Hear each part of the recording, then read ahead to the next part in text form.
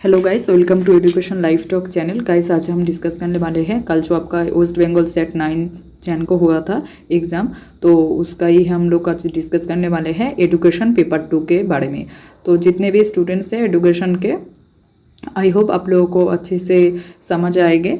तो इस सेशन को हम लोग 2 पार्ट में डिवाइड करते हैं। एक पार्ट में 100 क्वेश्चन नहीं देते हैं देंगे, इसलिए इस पार्ट में 50 क्वेश्चन देंगे और नेक्स्ट वीडियो पे और 50 क्वेश्चन लाएंगे। ओके, तो आज हम लोग डिस्कस करने वाले हैं एजुकेशन पेपर 2 के बारे में। तो इसमें से हम लोग 50 क्वेश्चन आज डिस्कस करने वाले हैं। ओके, तो देखिए पहला क्वेश्चन क्या है, Which one of the following should be considered at the first step for applying mixed method research? ये जो आपका मिक्स मेथड रिसर्च है, मिक्स मेथड रिसर्च के फर्स्ट स्टेप कौन सा होगा? तो इसका करेक्ट आंसर होगा selection of qualitative and quantitative data collection technique. Okay, ये जो आपका मिक्स मेथड रिसर्च है, मिक्स मेथड रिसर्च का पहला स्टेप्स होगा आपका सिलेक्शन और क्वालिटेटिव और क्वांटिटेटिव एनालिसिस, ना कि आपका फॉर्मुलेशन ऑफ ऑब्जेक्टिव, ना कि आपका decision about to distinguish research method, determination of feasibility for applying mix method research, ये सब नहीं होगा। ओके, तो आपका करेक्ट आंसर होगा option number C is the correct answer. Next देखिए, नेक्स्ट क्या है आपका, नेक्स्ट क्वेश्चन है आपका the essence of social stratification is. Social stratification, what do mean by the term social stratification? Social stratification में आपका क्या आएगा? सोशल स्ट्रेटिफिकेशन में आपका आएगा social inequality. Okay, social inequality आएगा। सोशल स्ट्रेटिफिकेशन का मतलब क्या है? आप लोग जिस सोसाइटी में रहते हो वहाँ का कास्ट सिस्टम, वहाँ का कास्ट बिलीफ सिस्टम सब कुछ अलग होता है। तो वहाँ पे डिफरेंट टाइप्स ऑफ कास्ट आप लोगों का सोसाइटी में देखने को मिलता है। आप लोग जितने भी आप लोग इंडिविजुअली अलग अलग कास्ट से बिलोंग करते हो, तो इसी सोसाइटी पे जितना भी इंक्लूशन होता है तो उसका एक पार्ट है इनइक्वालिटी, मतलब इक्वलनेस नहीं होता है वहाँ पर। इंडिविजुअल पे ऐसे इक्विटी नहीं काम चलती है, वहाँ पर इनइक्वालिटी होता है। इनइक्वालिटी मतलब आप लोगों का क्वालिटीनेस नहीं होता है वहाँ पर। आप लोग जिस भी सोसाइटी में रहते हो वहाँ पर प्रॉपर अच्छी तरीके से आप लोगों को सही तरीके से मानने नहीं देते हैं। ओके, तो इसलिए इसका आंसर होगा option number D is the correct answer, social inequality. Social stratification is social inequality. Social adjustment भी नहीं होगा, सोशल डिसइंटीग्रेशन भी नहीं होगा और सोशल कोहेशन भी नहीं होगा। तो इसका करेक्ट आंसर होगा option number D. Okay, next देखिए, नेक्स्ट है आपका Jean Piaget. Jean Piaget use the term schemata to refer to the cognitive structure underlying the organised pattern of the. ये जो आपका जीन पियाजेट है, जीन पियाजेट ने आप लोगों का कॉन्सेप्ट दिया था, बहुत सारे स्कीमा दिया था, एकोमोलेशन दिया था, एसिमिलेशन दिया था, एडेप्टेशन दिया था। तो उसमें एक टर्म है आपका स्कीमाटा। वहाँ पे एक टर्म था स्कीमा, स्कीमा से रिलेट है स्कीमाटा।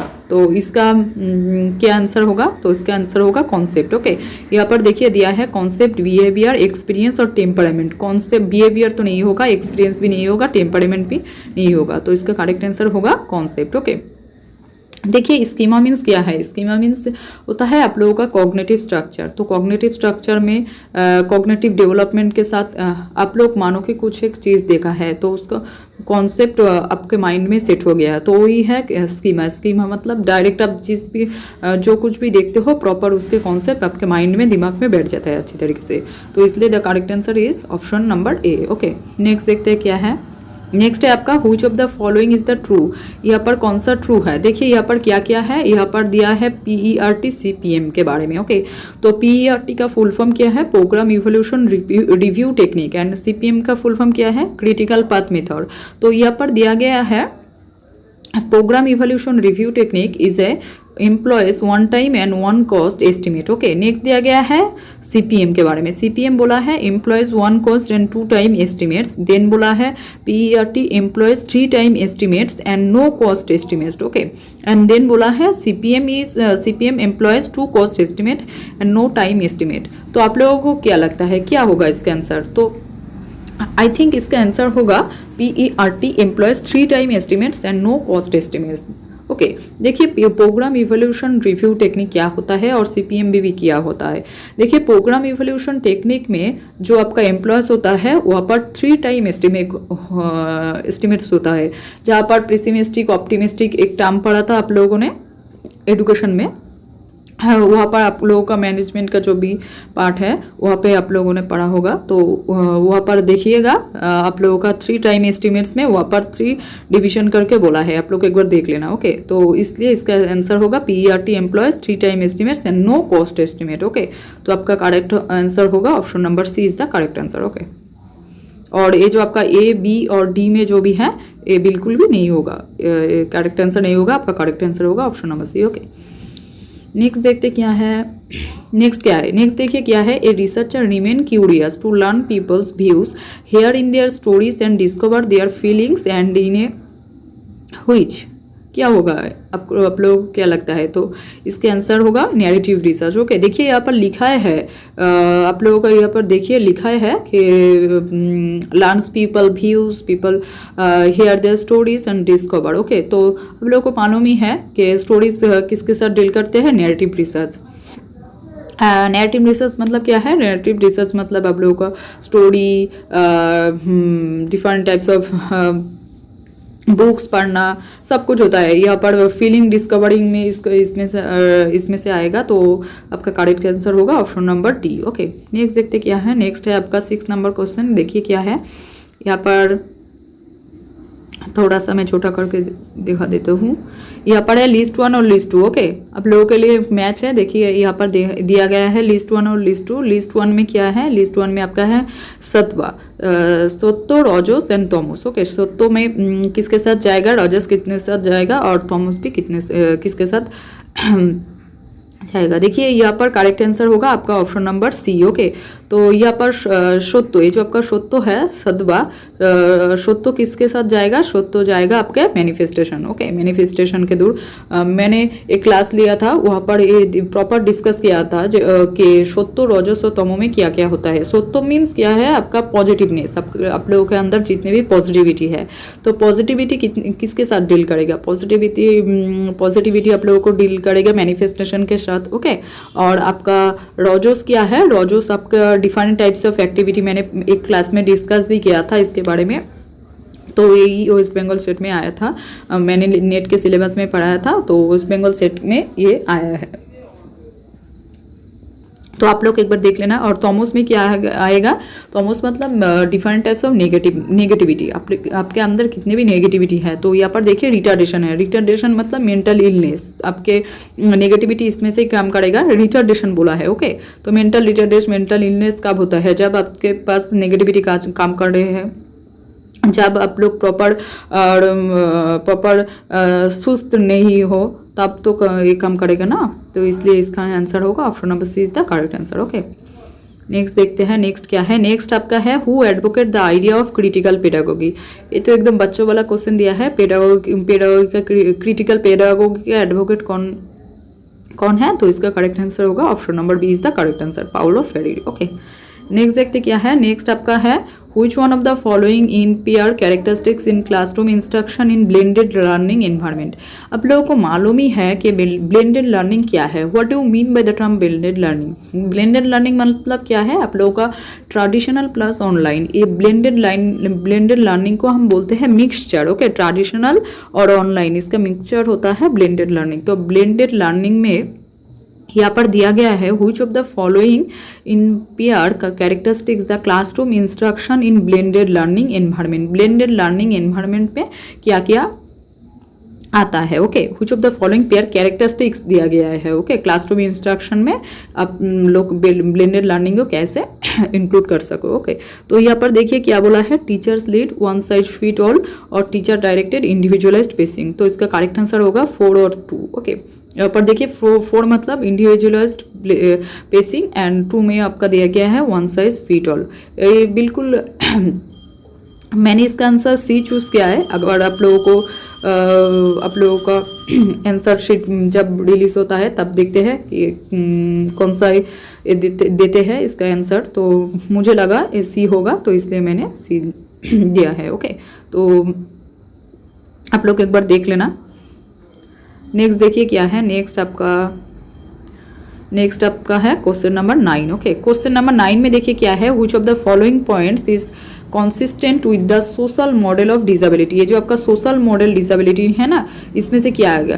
तो इसमें से आएगा यहाँ पर क्या दिया गया है, इम्पायरमेंट और डिफरेंस शुड बी फिक्स्ड और चेंज बाय मेडिकल और द अदर ट्रीटमेंट। ये तो बिल्कुल भी नहीं होगा। नेक्स्ट आपका ऑप्शन नंबर सी में देखिए, society must focus on what is wrong with the person and how they can adopt. ये भी नहीं होगा।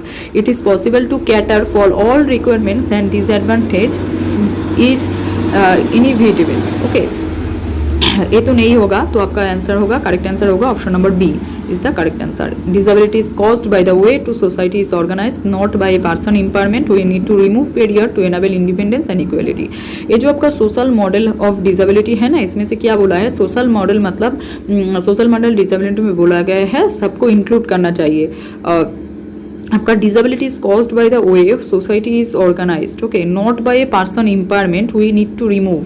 एक पर्सन अगर इम्पायरमेंट हो जाए, उसके अंदर लो विजन, रेड, जितने भी इम्पायरमेंट हो, सब कुछ इम्पायरमेंट आ जाए, लेकिन हम लोगों को क्या करना चाहिए, हम लोगों को उस सोसाइटी में जितने भी चाइल्ड्स का जितने भी इम्पायरमेंट के साथ वो डील करता है, तो सब कुछ रिमूव करना चाहिए। हम लोगों को एक साथ मिलके सोसाइटी में उसको एक प्रॉपर इंडिपेंडेंस देना चाहिए, प्रॉपर फ्रीडम देना चाहिए, ताकि सोसाइटी में हर एक बच्चे के साथ एक साथ इंक्लूड रह सके। ओके, सोशल इक्वलिटी देना चाहिए, इक्वलनेस, सबके लिए एक एजुकेशन हो, सबके लिए प्रॉपर एजुकेशन दिया जाए ताकि बच्चा डेवलप कर सके। ओके, तो इसलिए इसका करेक्ट आंसर होगा option number B. Okay, next देखिए क्या है, 10 नंबर पर देखिए क्या है, 10th क्वेश्चन पे क्या है, the disciplinary aspect are learn by a child through. एक चाइल्ड जब disciplinary aspect disciplinary aspect learn करता है एक बच्चा, कब, उसको हम क्या बोलते हैं, रिटेन करिकुलम, कोवर्ट करिकुलम, नाल करिकुलम, सोशिएटल करिकुलम। तो देखिए गाइस, यहाँ का इस क्वेश्चन का आंसर होगा option number A is the correct answer, written curriculum. Okay, covert curriculum नहीं आएगा, कोवर्ट इम्प्लिसिट, ये आपका इंटेंशनली हो जाता है। आप लोग जो कुछ भी खुद ब खुद सीखते हो, किसी जगह पे जाके सीखते हो, या आप इंटेंशनली हो जाता है कोवर्ट करिकुलम। ओके, इम्प्लिसिट होगा, कोवर्ट इम्प्लिसिट। ओके, और आपका नाल करिकुलम किसके साथ डील करते हैं, नेग्लेक्ट करना। ओके, जो कुछ भी आप मानो कि अब सिलेबस में कुछ दिया गया है, उसमें से जो कुछ अब आपको अच्छा नहीं लगता, आप लोग उसको रिमूव कर देते हो। ओके, नेग्लेक्ट करते हो, तो उसको बोलते हैं null curriculum. And societal curriculum is based on, societal मतलब सोसाइटी ओरिएंटेड। तो सोशिएटल मतलब सोसाइटी में जितने भी पार्ट्स हो, तो आप लोग अपना करिकुलम में उसको इंक्लूड करते हो, तो उसको बोलते हैं। तो डिसिप्लिनरी एस्पेक्ट मतलब डिसिप्लिनरी हम किसको बोलते हैं, डिसिप्लिनरी मतलब education is a part of discipline. तो डिसिप्लिनरी पार्ट में डिफरेंट काइंड्स ऑफ सब्जेक्ट आएगा। तो ओके, तो वहाँ पर जैसे भी डिस्क्रिप्शन होगा, तो हम उनको रिटेन करिकुलम के साथ डील करेंगे। ओके, तो इसका करेक्ट आंसर होगा option number A is the correct answer. Okay, next देखते क्या है, 11 नंबर का क्वेश्चन देखिए, यहाँ पर है, statistics can be use to analyse data collect on the following variables. यहाँ पर कौन सा वेरिएबल होगा, तो आई थिंक इसका आंसर एक्सटर्नल वेरिएबल होगा। क्यों, यहाँ पर देखो दिया गया है, statistic can be used, statistics use कब करते हो, एनालाइज डाटा कलेक्ट। अब जब डाटा कलेक्ट करते हो, तब आप लोग क्या स्टैटिस्टिक्स यूज करते हो, can be use to analyse data collected on which variable, तब आप कौन सा वेरिएबल।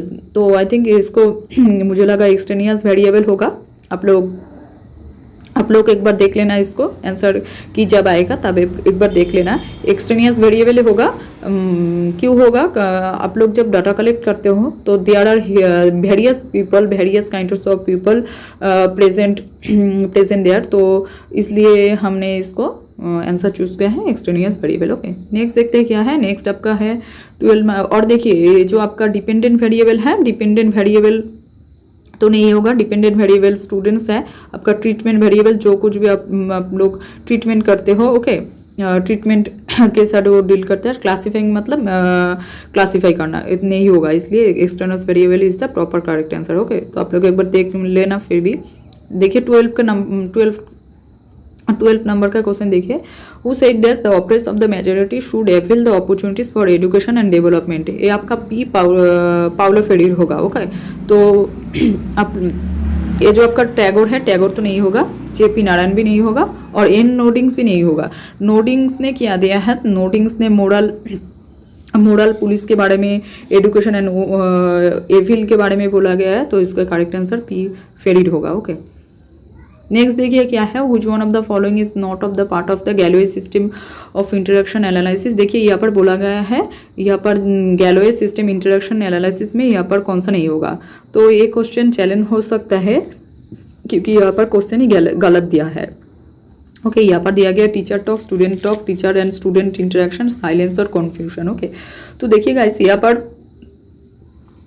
पर ये जो दिया गया है आपका, ये जो गैलोवे का है, गैलोवे ने क्या दिया था, गैलोवे का वर्बल एंड नॉन वर्बल दोनों ही था, लेकिन गैलोवे ने नॉन वर्बल पे ज़्यादा फोकस किया गया है। ओके, तो यहाँ पर बोला गया कि गैलोवे सिस्टम इंटरेक्शन एनालिसिस में कौन सा पार्ट नहीं है, तो अगर ये क्वेश्चन लिया तो इसमें से आंसर हो सकता है साइलेंस और कन्फ्यूजन, लेकिन आप लोग अगर चैलेंज करोगे क्वेश्चंस को तो क्वेश्चन कैंसिल भी हो सकता है क्योंकि क्वेश्चन यहाँ पर गलत है। 14 देखिए क्या है, Gardner's theory of multiple intelligence believes in the following. ये जो आपका गार्डनर है, हावर्ड गार्डनर ने मल्टीपल इंटेलिजेंस दिया था, तो यहाँ पर बोला है कि Gardner theory of multiple intelligence, Gardner किस पे बिलीव करते हैं, intelligence are not limited to 18 number, intelligence are not limited, intelligence ये जो आपका 8 इंटेलिजेंस दिया है इसमें से लिमिटेड नहीं है। बी बोला है general intelligence is one of the 8 intelligence, general intelligence is one of the 8 intelligence, 8 intelligence और प्राइमरी मेंटल एबिलिटीज, ये जो आपका प्राइमरी मेंटल एबिलिटीज है सब कुछ 8 इंटेलिजेंस में इंक्लूड है, और आपका out of intelligence several are talents. Okay, तो इसका सही आंसर होगा option number D is the correct answer. Okay, देखिए गाइस, ये जो आपका गार्डनर मल्टीपल इंटेलिजेंस के बारे में बोला है, जहाँ पर भी intrapersonal, interpersonal, body kinaesthetic, musical, बहुत सारी मल्टीपल इंटेलिजेंस के बारे में उन्होंने बोला है। तो गार्डनर थ्योरी का उद्देश्य यही है कि वहाँ पर सिर्फ 8 इंटेलिजेंस के बारे में बोला सिर्फ नहीं गया, वहाँ पर बोला है ये जो आपका 8 इंटेलिजेंस है ये आप लोगों के टैलेंट के वजह से ही है, आप लोगों के अंदर ऐसी प्रतिभाएं है कि आप लोग जैसे भी करके डिफरेंट ह्यूज तरीके के एक्टिविटी के साथ ये डील करेगा, तो आपका करेक्ट आंसर होगा option number D is the correct answer. Next देखिए क्या है, the key informant interview technique, ये जो आपका इंटरव्यू टेक्निक है, इंटरव्यू टेक्निक का की इन्फॉर्मेंट क्या है, तो आपका करेक्ट आंसर होगा a well informed individual who is approachable. देखिए आपके पहले ए ऑप्शन पे देखिए ये क्या लिखा है, रिप्रेजेंटेटिव ऑफ द मेजोरिटी, यहाँ पर मेजोरिटी पे फोकस नहीं करते हैं। बी बोला है a source of information as per the researcher desire, सिर्फ रिसर्चर के डिजायर की डिजायर आप लोग देखोगे ये तो नहीं होगा ना, अगर आप लोग सोचो अपने तरीके से कि आप लोग मानो कि एक इंटरव्यू देने गए हो, तो वहाँ पर भी आप लोग इंटरव्यू आप लोगों को ले गया, तो आपका डिज़ायर भी तो रिसर्चर के डिज़ायर को देखकर वहाँ पर आपको क्या होगा, इंटरव्यू तो ले रहे हो आपका। ओके, तो खुद के साथ डील करके देखो, आप लोग खुद ही समझ जाओगे। ओके, नेक्स्ट देखिए क्या है, a substitute of the researcher के सब्स्टिट्यूट, ये तो ज़रूरत ही नहीं है, तो इसका करेक्ट आंसर होगा ऑप्शन नंबर डी। यहाँ पर लिखा है a well informed individual who is approachable, यहाँ पर इंडिविजुअल आप लोगों का इंफॉर्मेशन चाहिए इंटरव्यूअर को कि आप लोग क्या करते हो, आप लोग कहाँ से आए हो, आप लोगों का डिग्री, आप लोग इसके लिए प्रॉपर एप्लीकेबल हो या नहीं, इसके बेसिस पे आप लोगों का इंटरव्यू होता है, तो इसका करेक्ट आंसर होगा option number D is the correct answer. Okay, next देखिए क्या है, नेक्स्ट आपका है efficiency of any research tool in the discipline of education is primarily dependent upon, efficiency of any research tool का efficiency देखते हैं in the discipline of education is primarily depend upon, किसके साथ डील करता है, तो इसका करेक्ट आंसर होगा वैलिडिटी एंड यूजेबिलिटी। ओके, देखिए efficiency of any research tool in the discipline of education के डिसिप्लिन में आप लोग क्या किसके ऊपर डील करते हो, आप लोग चाहते हो कि प्रॉपर वैलिड हो और प्रॉपर यूजेबल हो, तो इसका करेक्ट आंसर होगा option number C is the correct answer. Okay, validity and usability, validity मतलब क्या होता है, वैलिडिटी मतलब वैलिड, ओके, वैलिडिटी मतलब एक्यूरेसी, यूजेबिलिटी मतलब आप लोग इसको प्रॉपर तरीके से इसका रिजल्ट इंटरप्रिटेशन अप्लाई कर सकते हो, जनरलाइज कर सकते हो। ओके, प्रॉपर अच्छी तरीके से। 17 नंबर का क्वेश्चन देखो, the forces that affect the development of the curriculum are called. Okay, इसको क्या कहते हैं? तो एकदम इजी क्वेश्चन था, इसका करेक्ट आंसर था फाउंडेशन। इसका करेक्ट आंसर होगा फाउंडेशन ऑफ करिकुलम। ओके, आपका करिकुलम डिजाइन भी नहीं होगा, करिकुलम इवोल्यूशन भी नहीं होगा, एलिमेंट्स ऑफ करिकुलम भी नहीं होगा। The forces that affect the development of curriculum. Okay, curriculum development के जो इफेक्ट है किस पे फोकस करते हैं, किसको फोर्स करते हैं? तो आपका टोटल ओवरऑल देखो तो यहाँ पर फाउंडेशन ऑफ करिकुलम होगा, क्योंकि foundation of curriculum is huge part, huge syllabus. Foundation में क्या क्या आएगा? आपका सोशियोलॉजिकल फाउंडेशन, आपका फिलोसॉफिकल फाउंडेशन एंड आपका साइकोलॉजिकल फाउंडेशन। सोशियोलॉजिकल फाउंडेशन में सोसाइटी ओरिएंटेड, साइकोलॉजिकल मतलब modification of behaviour change, and आपका सोशियोलॉजिकल गया, साइकोलॉजिकल गया, सोशियोलॉजिकल साइकोलॉजिकल फाउंडेशन, सोशियोलॉजिकल, और एक क्या बोला था मैंने? Sociological foundation, psychological foundation and philosophical. हाँ, याद आया, फिलोसॉफिकल फाउंडेशन। फिलोसॉफी जो कुछ भी है फिलोसॉफी के अंदर, वो फिलोसॉफी आपका ओल्डेस्ट डिसिप्लिन है, सब कुछ आएगा आपका।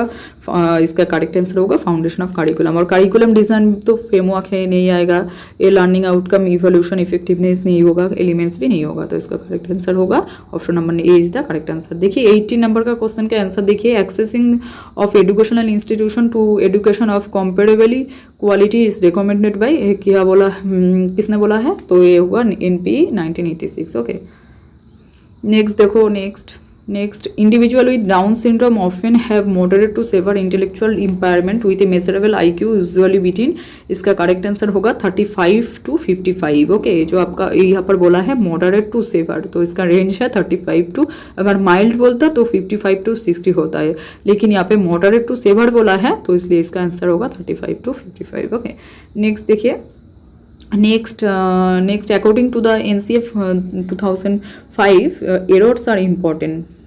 नेशनल करिकुलम फ्रेमवर्क जो आपका हुआ था 2005 में, वहाँ पर एरर किस लिए इम्पॉर्टेंट है?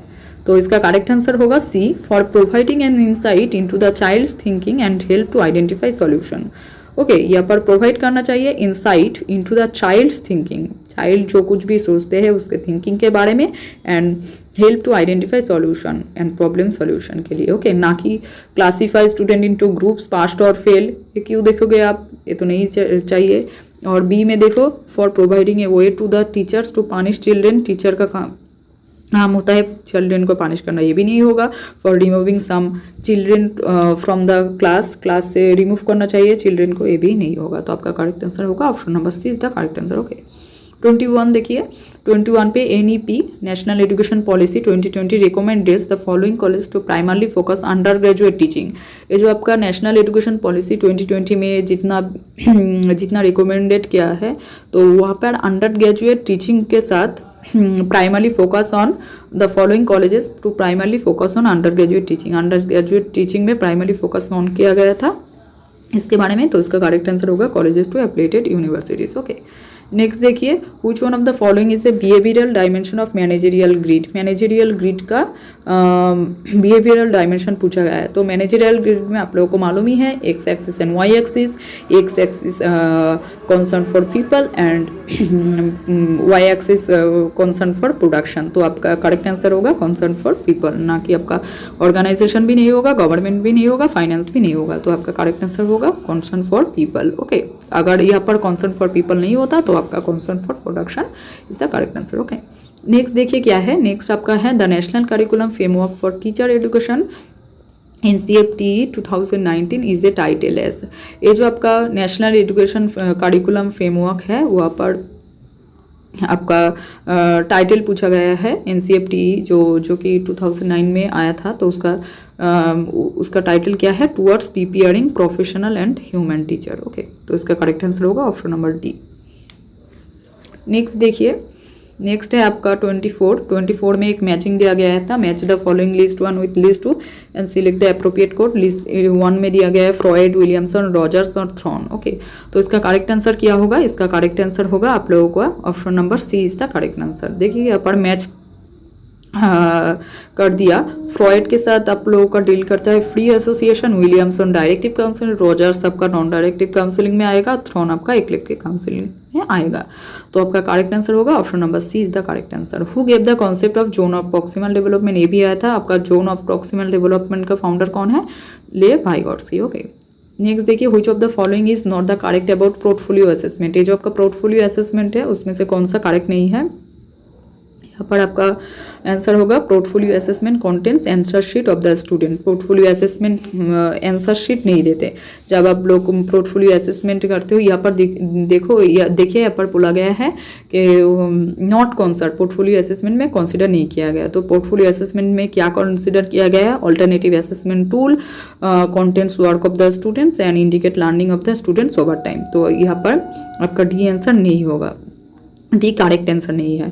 तो इसलिए इसका करेक्ट आंसर है 26 नंबर क्वेश्चन का करेक्ट आंसर है portfolio assessment consent answer sheet of the students. Okay, 27 देखिए, 27 में क्या बोला गया? The right of children to free and compulsory education act 2009 is fulfil the legal obligation of Indian constitution under. तो इसका correct answer होगा article 21A। Okay, next देखिए क्या है 28, which of the following is related to the learning from behavioural perspective.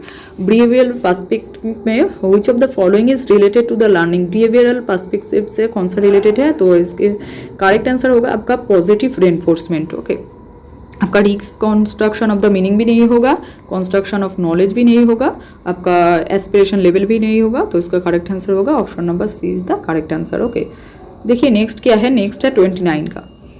29 में क्या बोला गया है? In order to examine the significance difference between any two small sample means a researcher follows. तो इसका करेक्ट आंसर होगा option number B, T distribution table.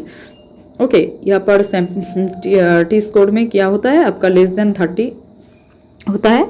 तो इसलिए इसमें से बोला गया है कि in order to examine significance difference दिखा गया है टू स्मॉल सैंपल मीन। तो उसका करेक्ट आंसर होगा, आप लोगों को मालूम है, टी डिस्ट्रीब्यूशन टेबल में आप लोग देखते हो।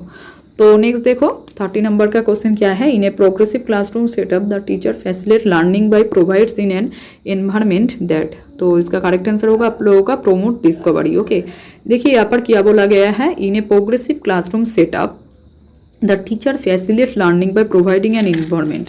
टीचर फैसिलिटेट करेगा। ओके, टीचर फैसिलिटेट करेगा। तो यहाँ पर इसका करेक्ट आंसर होगा प्रोमोट डिस्कवरी। रेस्ट्रिक्टिव भी नहीं होगा, डिस्करेज भी नहीं करते और इनकरेज रिपीटेशन भी नहीं होगा। नेक्स्ट देखिए क्या है 31, PERT is a management technique relating to the follows. PERT आप लोगों का प्रोग्राम इवोल्यूशन रिव्यू टेक्निक आपका मैनेजमेंट टेक्निक है, रिलेट करते हैं किसके साथ? तो उसका करेक्ट आंसर होगा developing policies as per the ability of cost and time.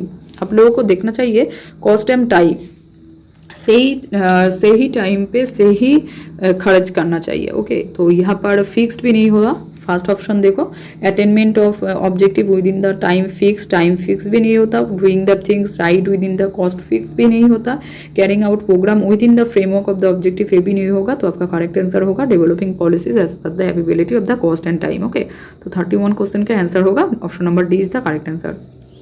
32 देखो, if the length of 20 items science achievement test increase 60 the reliability coefficient of the new test will be greater होगा। क्यों? देखो यहाँ पर बोला है reliability, आप लोगों को मालूम है रिलायबिलिटी मीन्स कंसिस्टेंसी। तो यहाँ पर बोला है if the length of a 20 item science achievement test increase होता है, 20 आइटम है तो इंक्रीज करके 260 द रिलायबिलिटी कोएफिशिएंट। तो यहाँ पर श्योरली यहाँ पर बढ़ेगा ना, इंक्रीज होगा, तो इसलिए बी ग्रेटर। ओके, 33 देखो, 33 who instead the accumulated of wisdom for.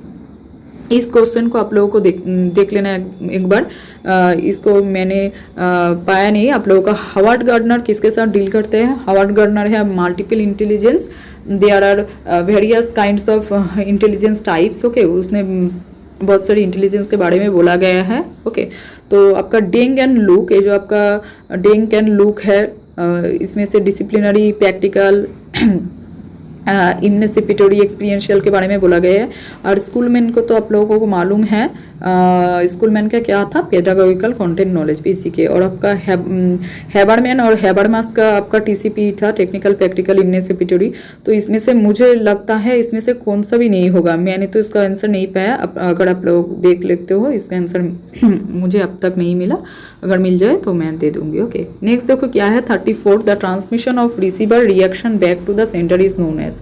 Okay, इसका करेक्ट आंसर होगा फीडबैक। देखो यहाँ पर बोला गया है द ट्रांसमिशन ऑफ रिसीवर, अगर सेंडर रिसीवर को कुछ देते हैं, receiver reaction back to the sender. आपका अगर आप लोगों ने किसी भी संदेश आपके दूसरे फ्रेंड के साथ भेजे हैं तो आपका फ्रेंड आपको रिप्लाई दे रहा है, तो किसके थ्रू आपका फ्रेंड आपको रिप्लाई दे रहा है, मतलब आपका फ्रेंड आपको फीडबैक दे रहा है, तो उसका करेक्ट आंसर होगा फीडबैक।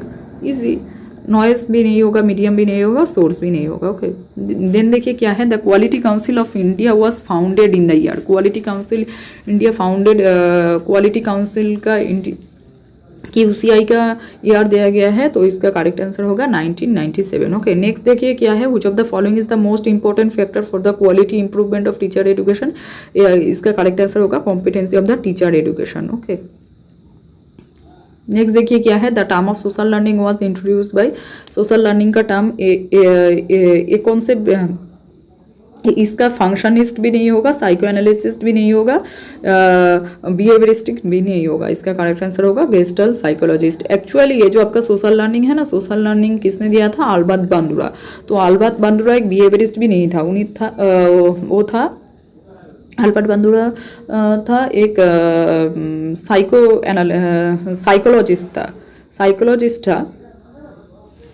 ओके, अमेरिकन साइकोलॉजिस्ट था, लेकिन इसका आंसर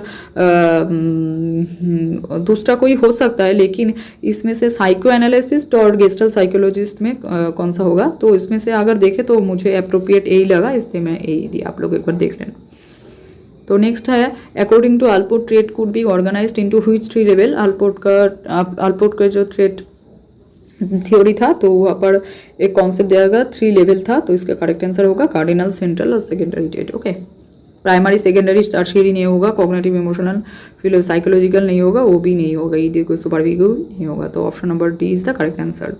देखिए नेक्स्ट एक मैथ दिया था, इसमें से बोला है in a given sample of 64 10 graders the mean and SD are the 19 and 3, what is the standard error of the mean.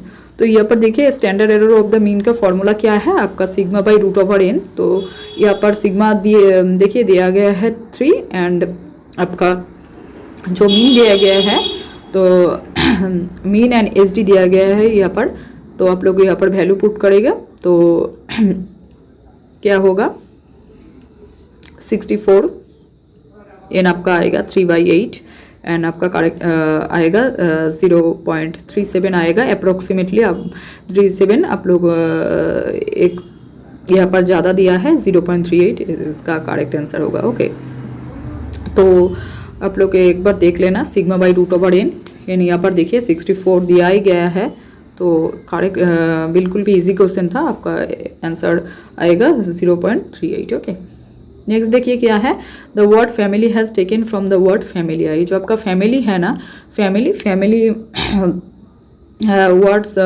Familia कौन सी वर्ड से डील करता है, तो ये आया था लैटिन वर्ड से। ओके, नेक्स्ट आपका है which of the following is not a part of process criteria of evolution. Process criteria evolution में आपका कौन सा नहीं होगा, तो आपका आंसर होगा style of the teaching of the teacher. Okay, style of the teaching of the teacher आपका प्रोसेस में आता है। प्रीसेस प्रोसेस ऑफ प्रोडक्ट आप लोगों को मालूम ही है, प्रोडक्ट मतलब लर्निंग आउटकम। प्रीसेस से प्रीसेस मतलब क्या है, आप एक टीचर जब कुछ पढ़ाएगा तब उसके पास क्या क्या होना चाहिए पहले, बिफोर। ओके, तो एक टीचर प्रॉपर एक्सपीरियंस उसके पास होना चाहिए, प्रॉपर ट्रेनिंग भी होना चाहिए, पर्सनल एट्रीब्यूट भी होना चाहिए, तो ये सब आएगा।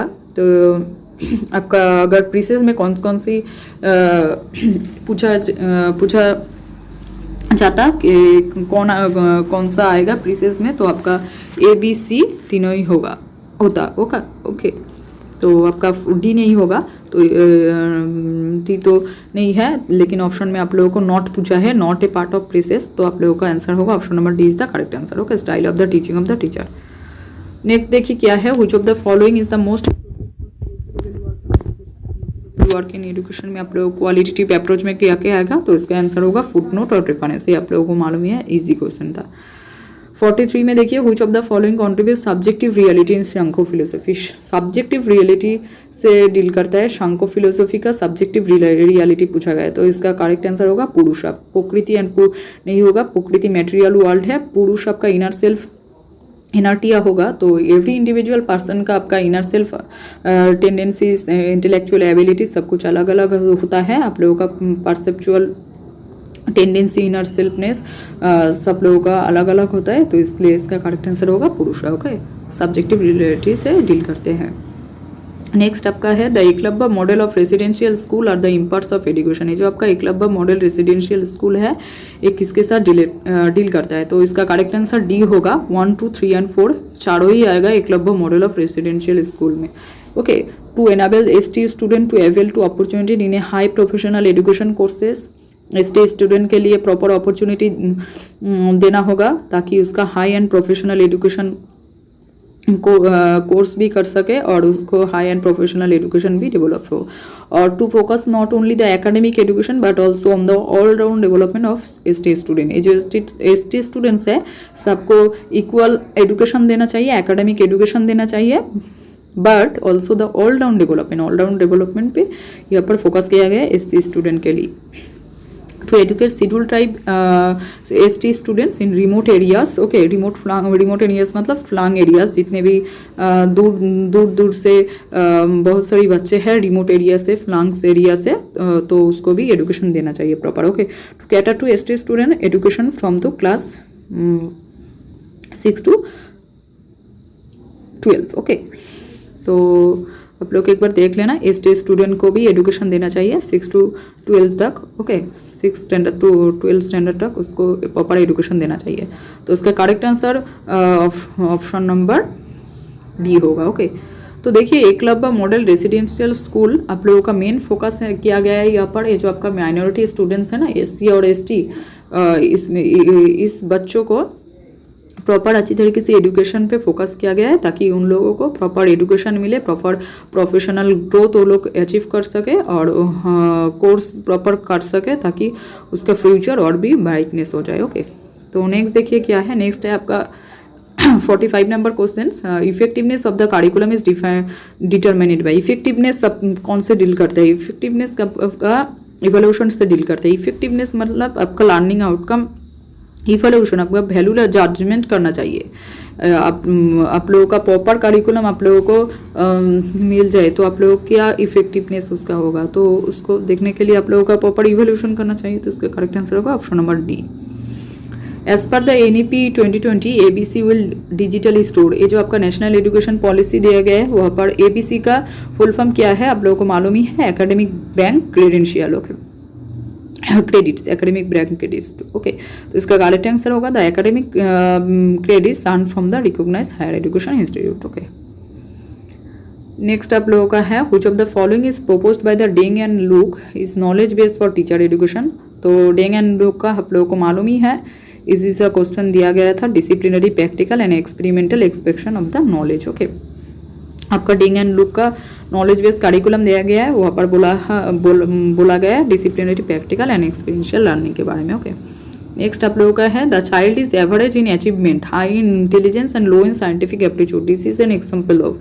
ये आपका होगा इंट्रा इंडिविजुअल डिफरेंसेस। देखिए गाइस, ये जो आपका चाइल्ड है, मानो कि आप लोग एक चाइल्ड हो, तो आप लोगों के अंदर प्रॉपर अचीवमेंट आप लोगों का अचीवमेंट एवरेज दिया गया है। ये child is average in achievement. Okay, achievement है, हाई इन इंटेलिजेंस, आप लोगों का इंटेलिजेंस भी हाई है, आप लोगों का साइंटिफिक एप्टीट्यूड लो है।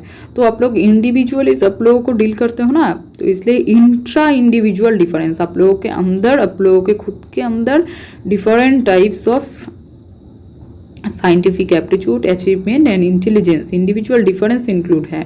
तो इसलिए इसका आंसर होगा इंट्रा इंडिविजुअल डिफरेंसेस। ओके, 49 देखिए, one of the educational implication of realism for the teachers is to keep in mind following. तो यहाँ पर बोला गया है one of the educational implication दिया है आपका रियलिज्म आप लोगों ने पढ़ाई है western Hindu schools of philosophy में वहाँ पर रियलिज्म है, तो वहाँ पर देखिए इसका करेक्ट आंसर होगा ऑर्गेनाइजेशन ऑफ द कंटेंट। ऊपर मेन फोकस किया गया करिकुलम पे और देन फोकस किया गया आपका मेथड ऑफ टीचिंग में, तो आपका करेक्ट आंसर होगा ऑर्गेनाइजेशन ऑफ द कंटेंट। वहाँ पर करिकुलम पे फोकस किया गया है, डिफरेंट काइंड्स ऑफ सब्जेक्ट वहाँ पे इंक्लूड है आप लोगों का, मैथ साइंस जितने भी सब्जेक्ट हैं तो सब्जेक्ट से रिलेटेड, तो आप लोगों का करेक्ट आंसर होगा organisation of the content. Next आप लोगों का है 50 नंबर क्वेश्चन है आप लोगों के लिए, which types of assessment are conducted during the teaching learning process. आप लोगों का जब teaching learning process during session चलता है तब उसको क्या बोलते हैं, तब फॉर्मेटिव और डायग्नोस्टिक। देखिए गैस प्लेसमेंट नहीं होगा, प्लेसमेंट तो यहाँ पर दिया नहीं गया। और डायग्नोस्टिक देखिए गैस, डायग्नोस्टिक मेन आपका फोकस करते हैं स्ट्रेंथ एंड वीकनेस पे, लेकिन यहाँ पर ऑप्शन में प्लेसमेंट तो नहीं होगा, तो आप लोग option number A and D इसको हटा दीजिए। प्लेसमेंट और डायग्नोस्टिक नहीं होगा, प्लेसमेंट और फॉर्मेटिव भी नहीं होगा, तो फॉर्मेटिव आएगा तो उसके साथ दो ऑप्शन में है, ऑप्शन नंबर बी और सी पे कन्फ्यूज है, तो बी में किया गया फॉर्मेटिव, सी में फॉर्मेटिव। ओके तो आप लोगों का सी में दिया गया सामेटिव, सामेटिव नहीं होगा, वो एंड ऑफ द सेशन होगा, तो इसलिए आपका करेक्ट आंसर होगा ऑप्शन नंबर बी। ओके तो थैंक यू गाइस। तो यही थी 50 क्वेश्चन वेस्ट बंगाल सेट का एजुकेशन पेपर 2 का।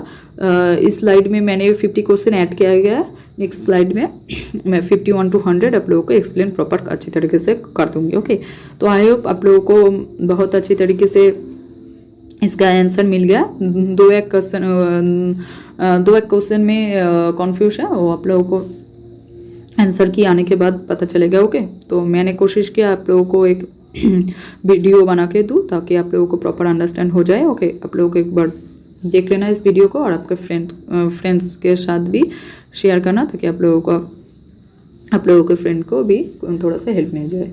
So thank you guys for watching this video and please like, share, comment and subscribe my YouTube channel. Thank you once again. Thank you.